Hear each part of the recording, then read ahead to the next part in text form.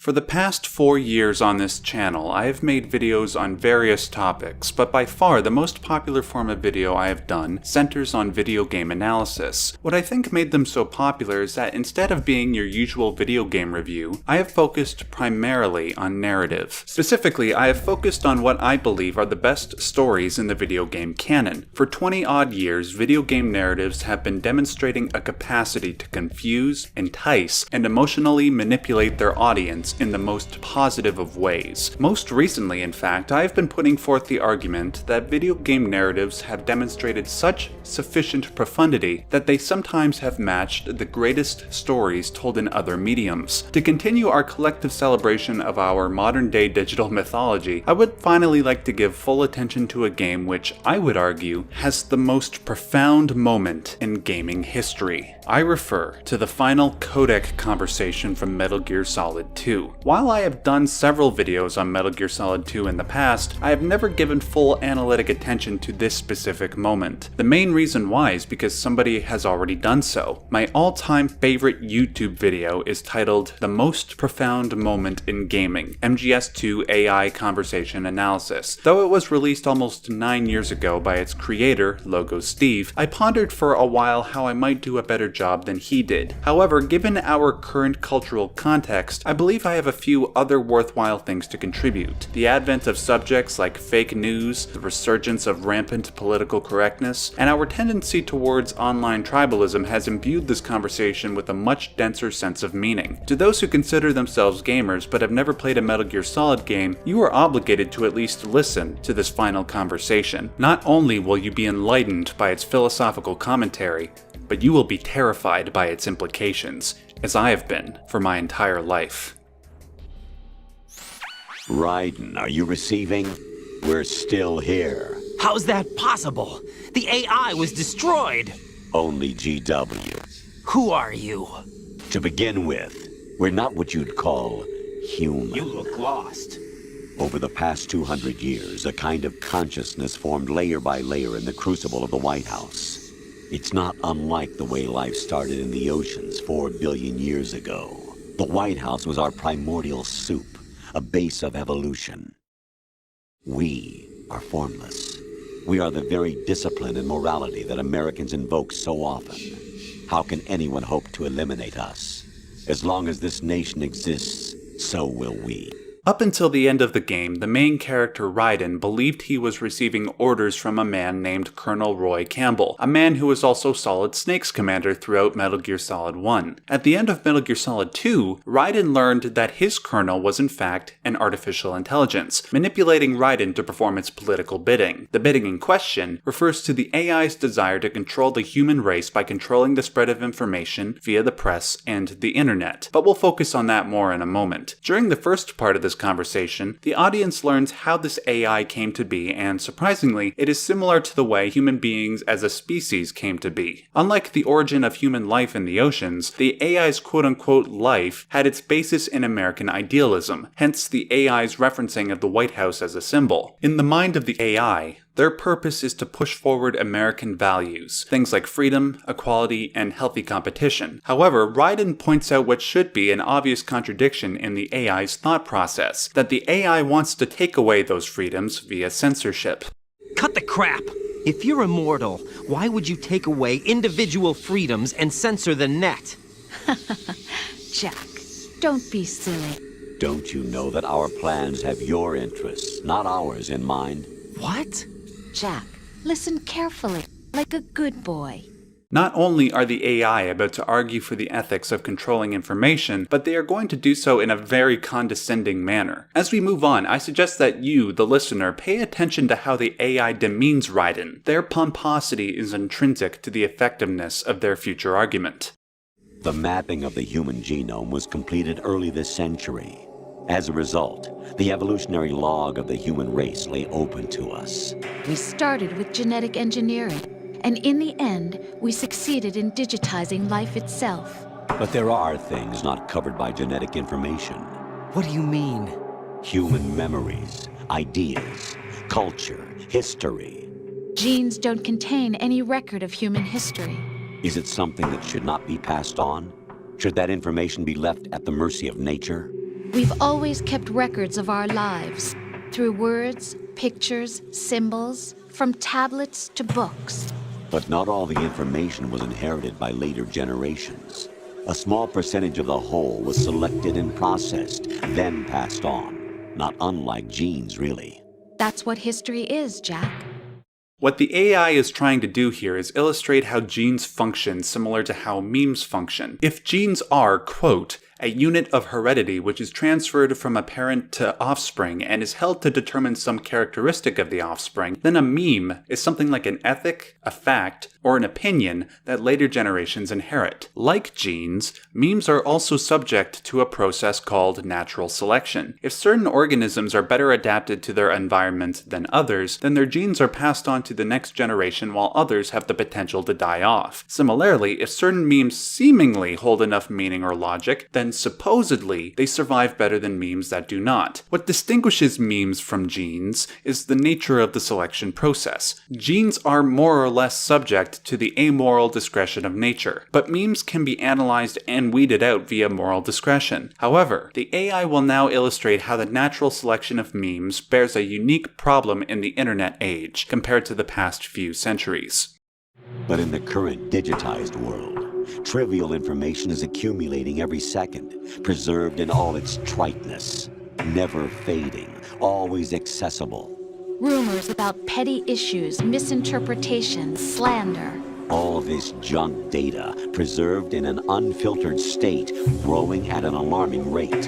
It will only slow down social progress, reduce the rate of evolution.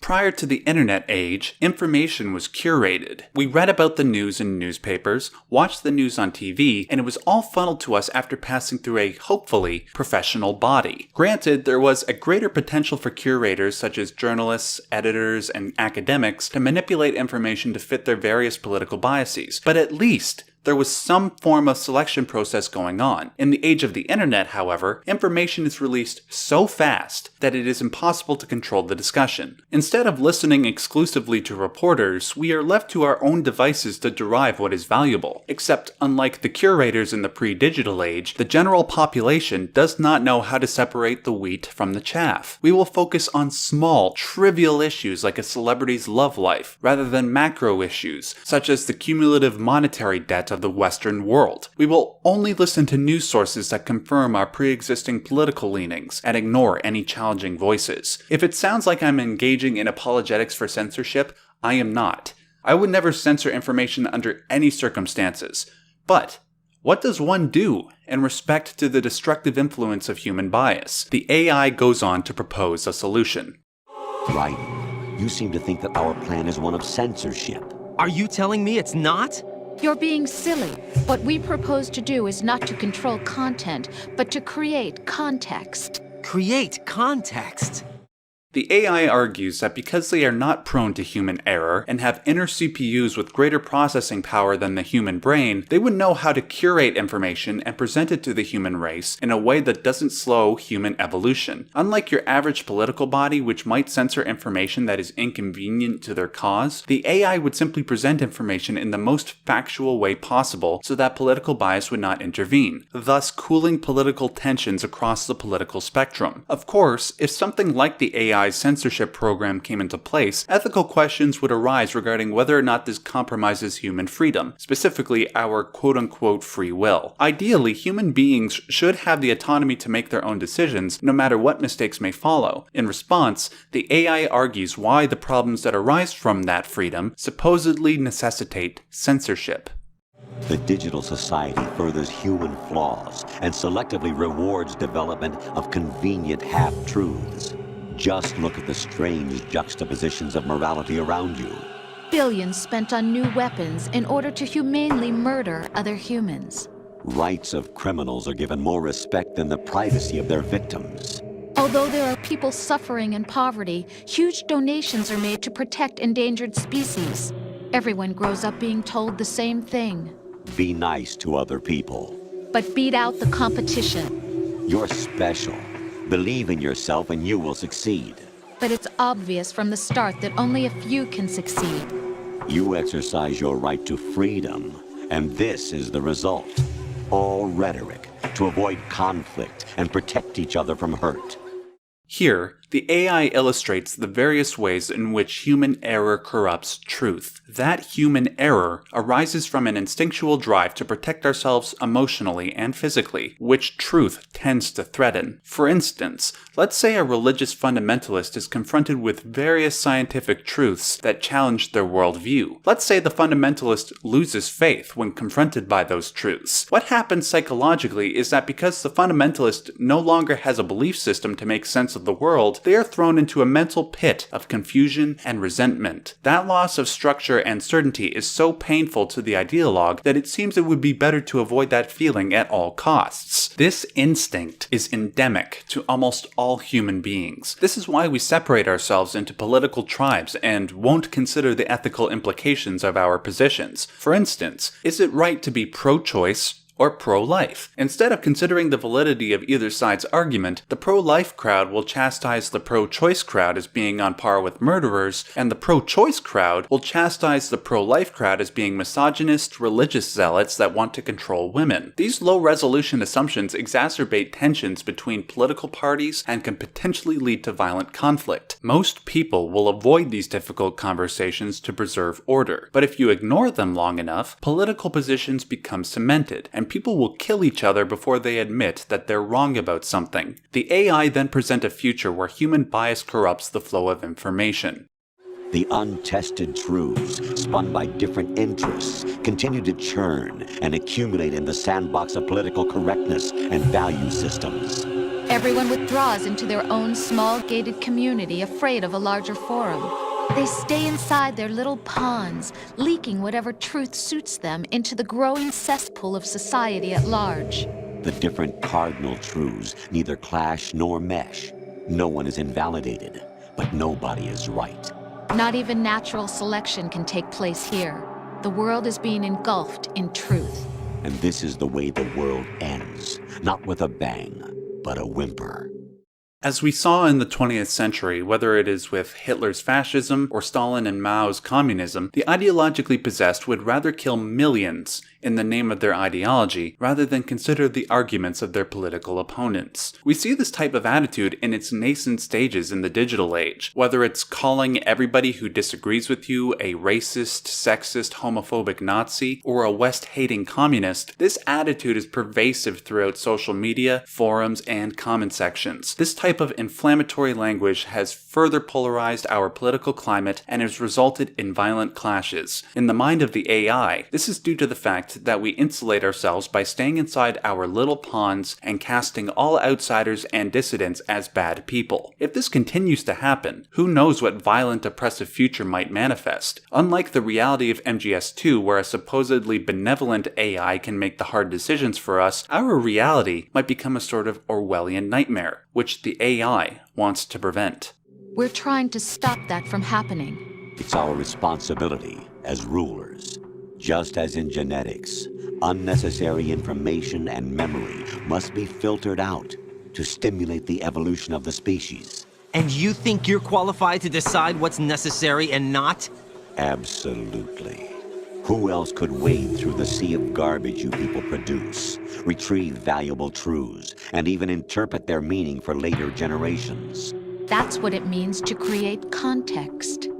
I want to remind you all that Metal Gear Solid 2 came out in 2001. This game was warning us about the advent of fake news, misinformation, and half-truths roughly 2 decades before the issue captured our collective attention. Worse yet, not only do the AIs describe a potentially dystopian future for both our reality and the reality of the game, but they also make us inadvertently realize that we currently have no constructive solution to the problem. The only tactic available at the moment is for individuals to strengthen their moral compass and call out misinformation where possible. However, given humanity's inherent imperfection, even the best of us are prone to mistakes. Worse yet, Instead of bolstering the best among us despite their mistakes, we will feverishly exacerbate the mistakes of our opponents for political gain. We see this quite vividly in what has been aptly termed call-out culture. For instance, it is thanks to this culture that there is no host for the Oscars this year. It is thanks to this culture that people will be fired from their job over a tweet they made 10 years ago. A person might even be fired for a tweet that was taken out of context, when said person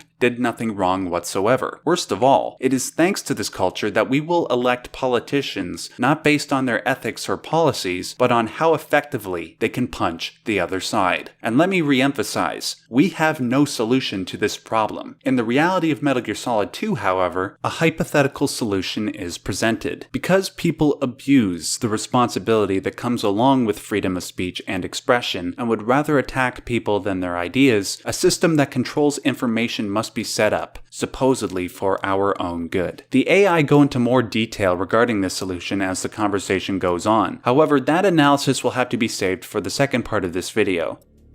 Thank you so much for watching, ladies and gentlemen. If you liked this video and understand the importance of the message I'm trying to convey, please share it around. Also, I implore you to check out Logo Steve's original video, The Most Profound Moment in Gaming. 9 years later, it is still my favorite YouTube video of all time, and I think you will get a lot of value out of it. And hey, if you like that, maybe consider subscribing.